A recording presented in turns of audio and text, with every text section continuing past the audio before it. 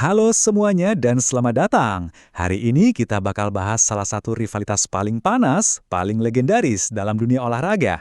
Duel antara FC Barcelona dan Real Madrid yang kita semua kenal sebagai El Clasico. Setiap kali dua klub raksasa ini ketemu, ratusan juta orang di seluruh dunia pasti nonton. Tapi pernah kepikiran nggak, kenapa sih pertandingan yang satu ini rasanya beda banget? Kenapa emosinya, sejarahnya, dan pertaruhannya tuh kerasa lebih besar dari sekedar game? Nah, itu dia yang mau kita kupas tuntas hari ini. Gini, untuk ngerti kenapa El Clasico ini sebegitu panasnya, kita nggak bisa cuma lihat apa yang terjadi di lapangan. Kita harus mundur jauh ke belakang, ke salah satu babak paling kelam dalam sejarah Spanyol. Percaya atau enggak, akar dari semua ini adalah Perang Saudara Spanyol, sebuah konflik berdarah yang pada akhirnya merembes bahkan sampai ke stadion sepak bola. Dari tahun 1936 sampai 1939, Spanyol itu hancur lebur karena perang saudara yang brutal banget. 3 tahun pertumpahan darah ini benar-benar mengubah wajah Spanyol untuk selamanya. Jadi pada dasarnya negara itu kebelah dua. Di satu sisi ada kaum Republikan yang pengen reformasi, pengen perubahan.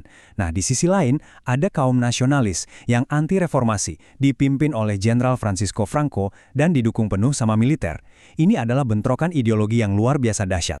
Dan dampaknya mengerikan.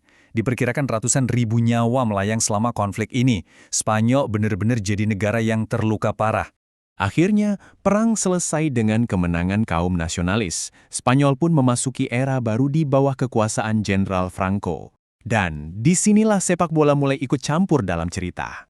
Kebijakan Franco itu cuma satu, menciptakan negara Spanyol yang terpusat. Artinya apa? Status otonomi daerah seperti Catalonia, yang merupakan rumahnya Barcelona, dicabut. Semua bahasa selain bahasa Spanyol dilarang. Budaya dan identitas lokal ditekan habis-habisan. Ada yang berani melawan, langsung dihadapi dengan kekuatan militer.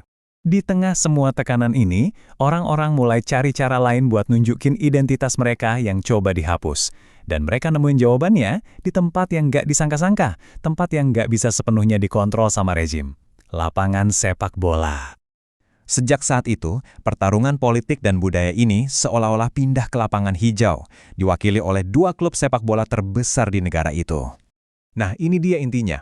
FC Barcelona itu jadi lebih dari sekedar klub. Mereka jadi simbol identitas orang Katalan, simbol perlawanan terhadap pemerintah pusat. Sementara itu, Real Madrid justru dipakai oleh rezim Franco sebagai simbol kekuatan dan persatuan Spanyol versi mereka. Jadi, ini bukan lagi soal bola, tapi dua ideologi yang saling berhadapan. Dan ini bukan lagi cuma soal simbol loh. Konfliknya jadi beneran, jadi brutal. Coba bayangin, tahun 1936, Presiden FC Barcelona saat itu, Josep Sunyol, dibunuh oleh pasukan Franco. Dibunuh. Ini pesan yang sangat jelas dan mengerikan. Dan gak berhenti di situ aja. 2 tahun kemudian, di tahun 1938, sebuah bom sengaja dijatuhkan di klub sosial FC Barcelona, juga atas perintah Franco. Jadi bukan cuma orangnya, tapi institusinya pun jadi target langsung. Puncaknya itu terjadi di sebuah pertandingan legendaris tahun 1943. Sesaat sebelum tanding lawan Real Madrid, para pemain Barcelona didatengin dan diancam langsung sama rejim. Pesan yang mereka terima itu jelas banget. Kira-kira bunyinya, kalian harus kalah, atau ya siap-siap aja nanggung akibatnya. Dengan ancaman militer di depan mata, gimana coba para pemain bisa main bebas? Hasilnya, ya udah ketebak. Skor yang sama sekali nggak masuk akal dan tercatat dalam sejarah kelam sepak bola. Real Madrid menang 11-1. Dan gilanya lagi nih, meskipun Barcelona cuma bisa bikin 1 gol, kabarnya Franco marah besar karena gawang Madrid sampai kebobolan. Akibatnya, justru kiper Barcelona yang dituduh main sabun dan dihukum gak boleh main bola seumur hidupnya. Ini nunjukin betapa rezim saat itu rela melakukan apa saja untuk menunjukkan dominasi mereka lewat sepak bola. Jadi semua cerita kelam ini, penindasan, kekerasan, pertandingan aneh tadi, itulah yang jadi pondasi rivalitas panas yang kita tonton sampai sekarang di televisi.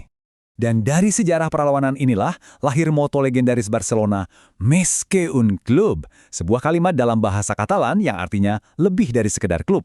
Ini bukan cuma slogan buat jualan jersey ya, ini adalah jati diri mereka, pernyataan identitas yang lahir dari api perjuangan. Jadi, kalau lain kali kalian nonton El Clasico dan ngerasain tensinya yang luar biasa, ingatlah ini, pertarungan sengit di lapangan itu adalah gema dari konflik sejarah dan budaya yang umurnya udah puluhan tahun. Ketegangan politik masa lalu, itu udah jadi DNA dari rivalitas modern ini. Makanya setiap pertandingan itu rasanya penting banget.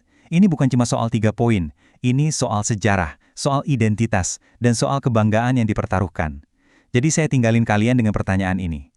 Sekarang, setelah tahu semua ceritanya, apa yang bakal kalian lihat waktu nonton El Clasico berikutnya?